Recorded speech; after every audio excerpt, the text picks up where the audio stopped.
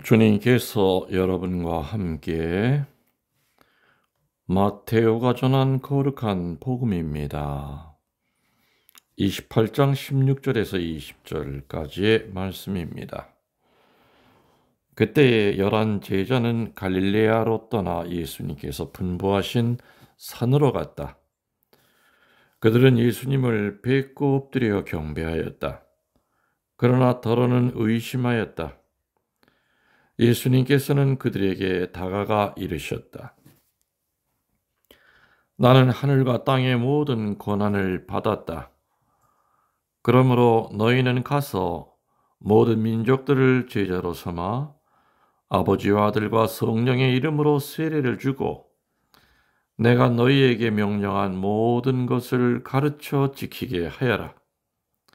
보라, 내가 세상 끝날까지 언제나 너희와 함께 있겠다. 주님의 말씀입니다. 전 예수님, 주님의 이름으로 평화를 빕니다.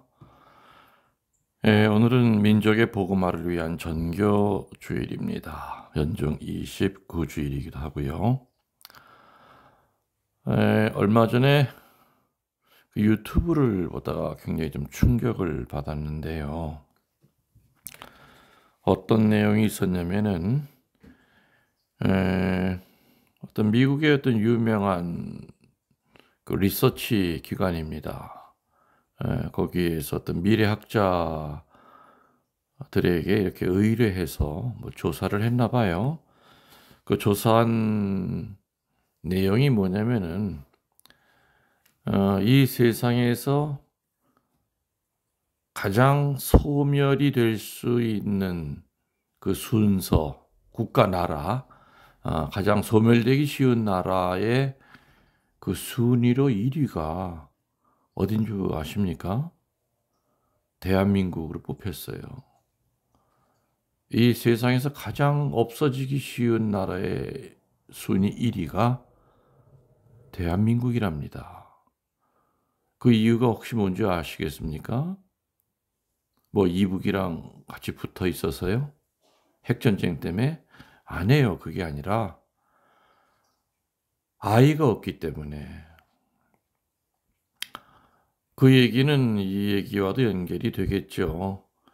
전 세계에서 출산율이 지금 제일 적은 나라가 대한민국이 1위입니다. 뭐 자살률도 1위고 낙태율도 1위고 또 뭐 일이 많죠. 인터넷 복음 뭐 이런 거 빼고 또 우울한 쪽에 1위, 창피한 쪽에 1위가 사실 많이 있습니다. 노인들의 어떤 행복 지수도 전 세계에서 꼴찌라고 그럽니다. 이게 우리나라가 전 세계에서 소멸될 수 있는 나라의 첫 번째 자리를 차지하고 있다. 하긴 지금 주변에 보면은요, 아이가 없습니다. 뭐 시골에 있는 초등학교도 뭐 이미 다 문 닫은 지 오래됐고요. 또 어린이집 유치원도 지금 애들이 거의 없지요. 그러면서 이제 거기 조사에서 2002년생인 그 한국 남자가 2048년이 됐을 때 일어나는 여러 가지 현상에 대해서 뭐 연금 문제라든지 뭐 노인들이 다 빼먹었기 때문에 지금 2002년생들은 나중에 늙어서도 연금 받을 재간이 없다고 그럽니다. 뭐 연금이 문제가 아니라 나라가 없어질 상황이라는데요. 그리고 요즘 젊은 사람들 결혼해도 애를 잘 안 갖습니다. 그리고 아예 애를 갖지 말고 결혼하자. 아주 이렇게 선도장까지 찍은 사람들도 있고요. 또 무엇보다도 노처녀, 노총각이 너무너무 많습니다. 그리고 결혼할 생각을 안 합니다. 이게 참 큰일입니다. 그래서 내가 이 얘기를 듣고 누구에게 우스갯소리를 그랬습니다. 신학생들 다 이거 내보내야 되는 거 아닌가. 나가서 번식하라고 그랬는데 신부 신학생 수녀원에 있는 사람들 다 시집장가 가게 해야지 큰일 났다. 이거 나라가 없이 무슨 사제가 무슨 소용이 있고 수녀가 무슨 소용이 있느냐. 이렇게 농담 반 진담 반 얘기를 한 적이 있습니다만은 아무튼 참 큰일입니다. 되게 충격적인 통계였습니다. 이 지구상에서 가장 소멸되기 쉬운 나라 1위가 한국이 됩니다. 그래서 아무튼 애기 낳으실 수 있는 분들은 낳으셔야죠. 이게 지금 애가 없으면은 군대도 없어지는 겁니다. 군대 들어가서 나라 지켜야 될 청년들이 없어지면은 뭐 자동적으로 뭐 안 봐도 뻔합니다.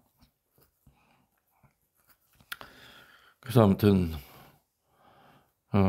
빨리 선남 선녀들 괜히 혼자 살지 말고 너무너무 재지 말고 장가 가서 아이 키우는 거 옛날에 뭐 저쩌고 뭐 옛날에는 쉬웠지만 지금은 어렵다. 옛날에도 어려웠습니다. 그리고 다 키우지 않았습니까? 편리주의, 실용주의가 이 대한민국을 지배하고 있고 젊은 사람들의 마음속에 어떤 합리화를 자꾸 시키고 있지 않는가 걱정이 됩니다. 뭐 오늘 전교주일이지만은 사람이 있어야 전교를 하죠. 나중에는 뭐 전교하고 싶어도 뭐 사람들이 없으면은 전교할 수도 없을 겁니다. 그 전에 피정 때 제가 그런 얘기를 한 적이 있는데,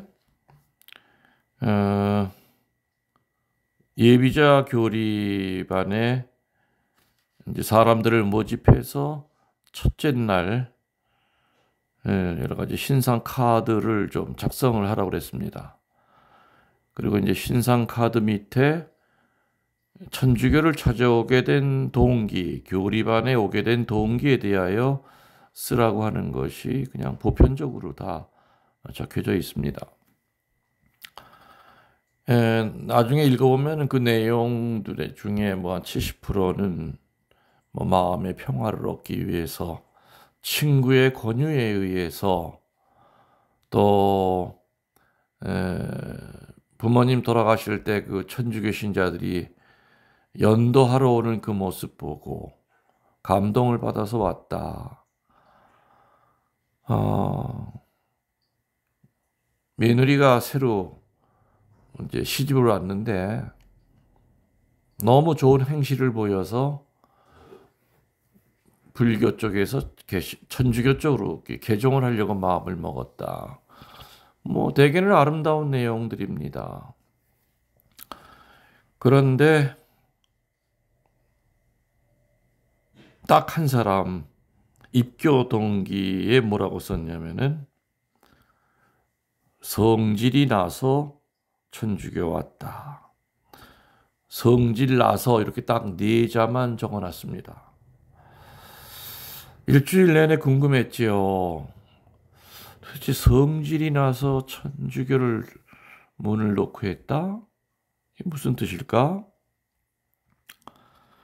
그래서 그 다음 주일날 이제 첫 번째 교리를 마치고 난 다음에 그분을 그 형제를 다시 이렇게 따로 불렀습니다. 그래서 차 한잔하면서 그분은 굉장히 긴장을 했죠. 제가 따로 부르니까 뭐 얼마나 어려웠겠습니까? 이제 시부님이 부르니까. 그래서 내가 그때 웃으면서 물었습니다.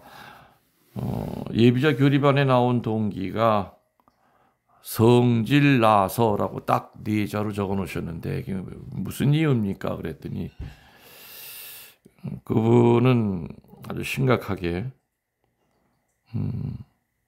시부님 뭐 장난스럽게 한 것이 아니라 정말로 성질이 나서 천주교 제가 온 겁니다 하면서 얘기를 해주는데 얘기를 다 듣고 보니까 맞다. 성질 나서 천주교 쓸만하다 하는 생각이 들었습니다.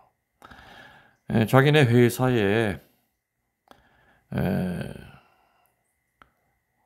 한 사무실에서 15년 동안 같이 근무하던 뭐 입사 동기, 그렇지만 자기보다 더 빨리 올라가서 자기보다 급이 하나 더 높다고 그랬습니다. 하여튼 그래도 되게 이제 친했는데 술도 참 수백 번 먹었다고 그래요. 근데 이 친구가 천주교를 다니고 있다고 하는 것은 거의 모든 회사 직원들이 알 정도입니다. 뭐 레지온지 뭔지 그때가 되면은 절대 술 안 먹고, 또 일주일에 뭐 2번인가는 뭐 미사 저녁 때 가야 되기 때문에 그날만큼은 절대로 뭐 이렇게 딴 데 한눈 팔지 않고, 예, 그리고 시간 나면은 뭐 레지오에서 나온 책 가지고 뭐 계속 읽고, 또 손에 묵주반지인지 뭔지 그거 끼면서 계속 틈만 나면 중얼중얼거리고, 차에도 보면은 뭐 묵주가 매달려 있고 십자가도 앞에 걸려 있고, 아무튼 성당에서 되게 열심히 한 것으로 알고 있는데 단 한 번도 자기한테 성당 나가자는 말을 안 하더랍니다. 자기는 정말 오래전부터 그 친구가 말 한마디만 했어도 친구야, 나 따라서 성당 가자 하고 잡아 끄는 척만 했어도 못 이기는 척 하면서 분명히 나아갔을 거랍니다. 근데 참 그 인간 못됐습니다, 신부님. 어떻게 이렇게 좋은 거 지 혼자만 알고 매일같이 얼굴 보고 술도 수백 번 먹은 친구한테는 성당 나가자는 말을 한마디도 안 합니다. 그래서 신부님, 저 인간이 나 천주교로 이끌기를 기다렸다가는 아마 죽을 때까지 어려울 거다 싶어서 그냥 성질이 나서 내가 제 발로 찾아온 겁니다. 이처럼 우리 주변에는 천주교에 대해서 관심 있는 분들이 굉장히 많습니다. 그런데 인도하는 사람이 없어서, 안내하는 사람이 없어서, 입교 방법을 몰라서 입교 못 하시는 분들이 참으로 많습니다. 왜 이렇게 우리 천주교 신자들이 전교하는데 이다지도 소극적일까? 여러분들 예수님이 우리에게 주신 3대 유언이 뭔지 아십니까? 유언이라고 하면은 반드시 그 자손들은 지켜야 되는 겁니다. 또 어떤 어른이 하신 유언이라고 그런다면은 비록 피와 살이 섞이지 않다 하더라도 그 말씀대로 살려고 애를 씁니다. 예수님의 3대 유언은 첫 번째, 내 살과 내 피를 먹고 마셔라. 성사입니다. 사크라멘토. 두 번째는 세상 사람들이 하나가 되게 해 주십시오. 우니따스입니다. 우니따스. 세 번째는 세상 끝날 때까지 복음을 전하여라. 선교죠. 미셔니스. 이 세 가지 유언은요, 선택사항이 아니라 의무요, 우리들의 권리입니다. 근데 특별히 이 세 번째, 선교, 미션, 이 3번이 이루어져야만 1번, 2번이 가능해집니다. 복음을 전해서 그 사람을 세례받게 해야만 성사생활 첫 번째 것도 이루어지고요. 또 두 번째, 유니티, 우니타스, 하나가 될 수 있다는 얘기입니다. 이해가 되시죠? 무슨 얘기인지? 예. 그럼 왜 우리 신자들은 이 예수님의 3대 유언을 제대로 못 지키고 살까? 특별히 세 번째, 왜 선교를 제대로 못 할까? 여러분들 이제껏 신자 생활 하시면서 몇 사람이나 교회로 이끌어서 세례를 받게 했습니까? 또 대부와 대자의 관계로 되셨습니까? 왜 복음 전파를 못할까? 첫 번째, 점잖아서? 아니죠. 두 번째, 천주교는 자기가 알아서 오는 데라서? 아닙니다. 제가 사제 생활하면서 이렇게 보면은 우리 신자들이 복음 전파를 못하는 제일 첫 번째 이유는 본인 자신이 구원에 대한 확신성이 없기 때문입니다. 마음속 깊은 곳으로부터 정말 내가 구원받았다고 하는 것을 확신 못합니다. 그렇기 때문에 내 자신이 구원받았는지 안 받았는지도 못한 주제에 내가 누구에게 전교를 해? 소극적이 될 수밖에 없죠. 당연합니다. 개신교 신자들은 부흥회 한번 다녀오면은 전교하러 나섭니다. 시어머니도 끌고 나가고 시아버지도 끌고 나갑니다. 왜 그럴까? 그들과 우리 차이 뭘까? 구원에 대한 확신이 있기 때문입니다. 나를 구원해 주신 그 좋은 예수님을 이 세상에 알리지 않고서는 못 베긴다는 얘기죠. 그래서 길에서 배추 장사하는 할머니도 시간만 나면 전교합니다. 홉떡 굽는 아저씨도 전교합니다. 그리고 틈만 나면은 성경을 읽고 외웁니다. 알아야 전교하기 때문이죠. 여러분들 외우고 있는 성경 귀절 몇 가지나 됩니까? 장절을 정확히 알고 있는 성경 귀절 10개 이상 알고 계시다고 그런다면 나중에 제가 만날 때 상 드리겠습니다. 제가 굴리던 묵주라도 드리겠습니다. 지금 또 외우려고 하지 마시고 양심껏 지금 내가 얘기한 요 시점, 요때, 요 강론 들은 지금 이 순간에 나는 10개 이상 성경 기절 외우고 있습니다. 그런 분들은 저 만나는 기회가 되면은 저한테 얘기하시면은 그냥 그대로 믿고 제가 갖고 있던 묵주 드리겠습니다. 구원의 확신을 가질 때 우리는 매사에 적극적이 됩니다. 전교하는 데 있어서도 적극적이 되고 전례 임할 때도 적극적이요. 순명할 때도 적극적인 순명할 수 있고요.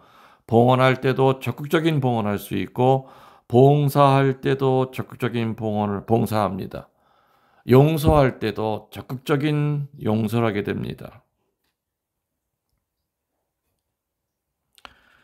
구원의 확신을 갖는 사람들의 그 첫 번째 액션은 뭐냐면요. 별거 아닌 것 같지만 외인들 앞에서 십자성어를 확실하게 긋습니다. 식당 안에서 내가 정성을 다해서 십자성어를 긋고 식사 전 기도를 할 때 건너편에서 수십 년 동안 냉담하던 사람이 그 십자성어 긋는 모습을 보고 성령이 임하셔서 회개할 수 있다는 겁니다. 그래서 십자성어는 우리들이 구원받았다고 하는 큰 사인입니다. 시그니처입니다.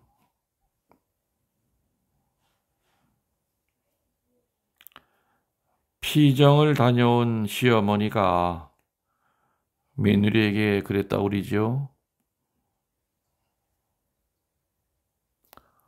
요번에 피정지도한 신부님이 참 남사스럽더라. 뭐라고 그러셨길래 그랬습니까? 그랬더니 신부님이 어떻게 그렇게 그런 얘기를 쉽게 하냐고. 뭐라고 그랬는데요. 석곡지를 사지 말고 젖꼭지를 자꾸 사라고 그러시더라. 이 며느리는 분명히 시어머니가 뭘 잘못 알아들으셨을 거다 생각하여 본당 수녀님에게 물었습니다. 어머니가 피장 갔다 오시더니 석곡지를 사지 말고 젖꼭지를 사라고 그러는데 피정 지도 신부님이 무슨 얘기 끝에 그런 얘기를 했습니까? 그랬더니 그 수녀님도 가만히 들어보니까 신부님이 그런 얘기 한 적이 없거든요. 석곡지, 젖꼭지 얘기한 적이 없거든요. 그래서 그 신부님 강론한 거 필기한 노트를 자세히 쭉 읽다 보니까 수녀님이 무릎을 딱 쳤습니다. 차 이거 가지고 할머니가 잘못 알아들었구나. 신부님이 그랬거든. 구원의 확신을 가지고 소극적으로 살지 말고 적극적으로 살아라. 이 얘기를 소곡지를 사지 말고 적곡지를 사라. 이렇게 알아들었던 겁니다.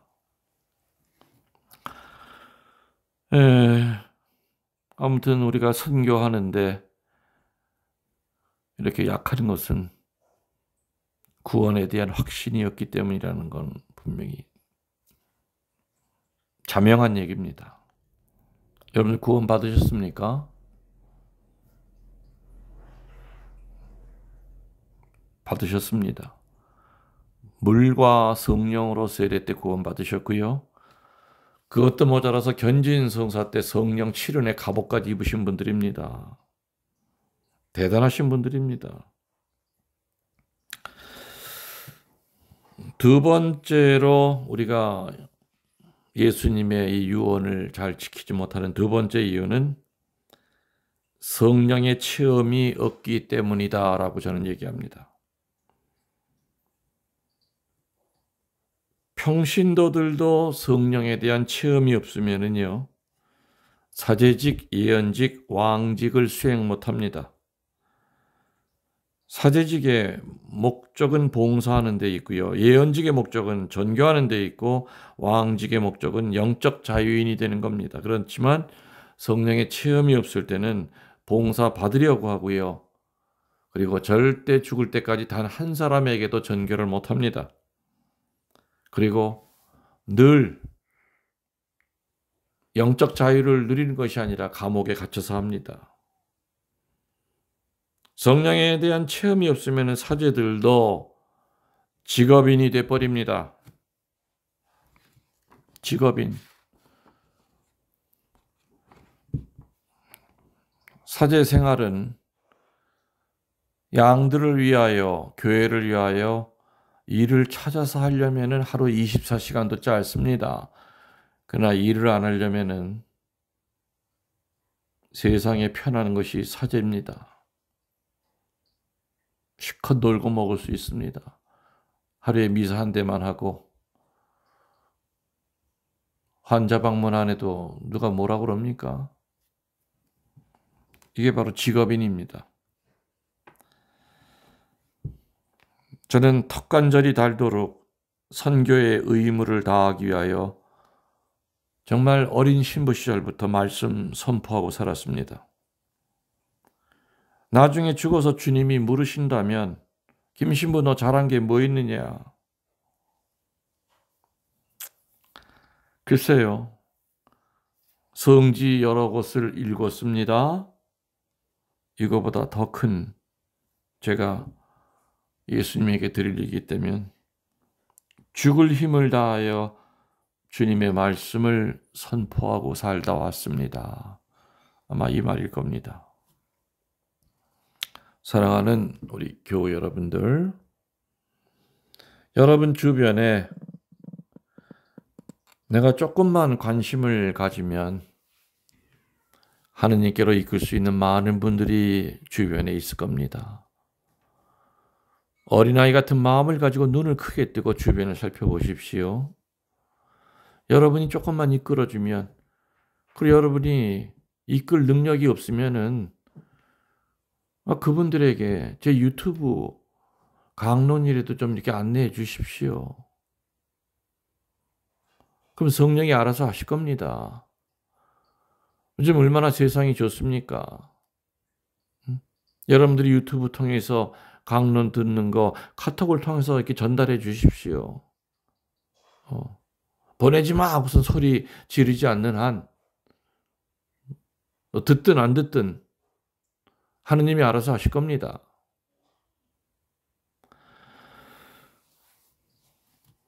예수님의 3대 유언, 또 우스개로 또 그런 얘기도 있죠. 천주교의 3대 신비가 있다. 첫 번째는 선교의 신비, 두 번째는 헌금의 신비, 세 번째는 성장의 신비.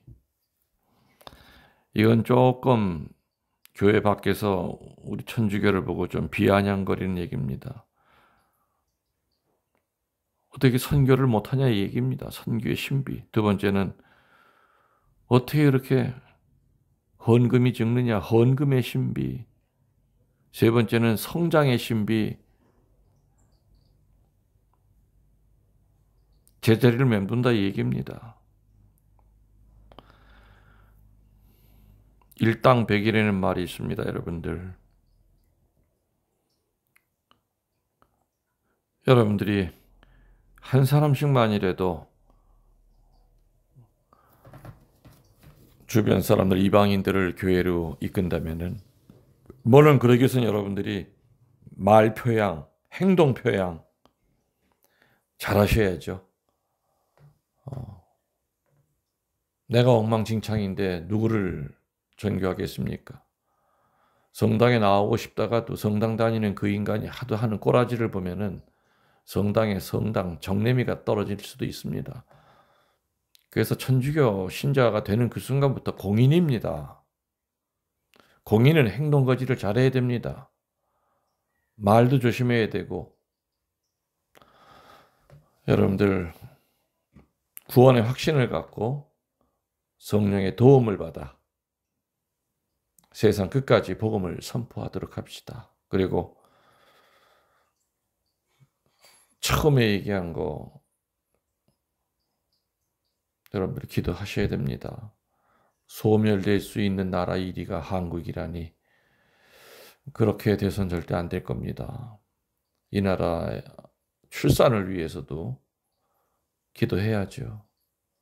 그리고 젊은 사람들이 가정에 대한 그 좋은 생각 갖고 자식을 갖는 것이 얼마나 축복인지를, 그런 마음을 가질 수 있도록 하느님께서 우리 한국에 있는 젊은이들 마음을 열어주십사 하고 같이 기도합시다. 여러분들 만나기 전부터 사랑했습니다. 강복 드리겠습니다. 주님께서 여러분과 함께 전능하신 천주 성부와 성자와 성령께서는 이 말씀을 듣는 모든 이들에게 강복하소서. 아멘.